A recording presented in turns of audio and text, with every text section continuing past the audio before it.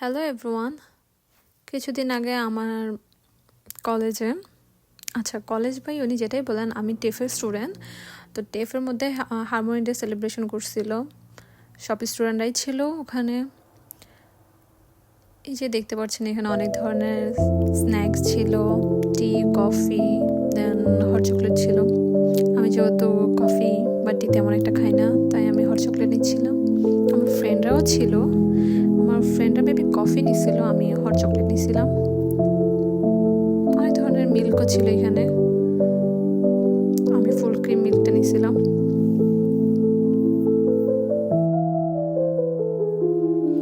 এই যে আমার ফ্রেন্ড, ও কফি নিছিল, আমি হট চকলেট নিছিলাম। এখানে সবাই ড্র করছিল, যে যার মতো যে যার কান্ট্রি ফ্ল্যাগ ড্র করছে। দেখতে পাচ্ছেন অনেকে অনেক কিছুই ড্র করছে। আমি ড্র করছিলাম আমাদের দেশি ফ্ল্যাগ, বাংলাদেশি ফ্ল্যাগ।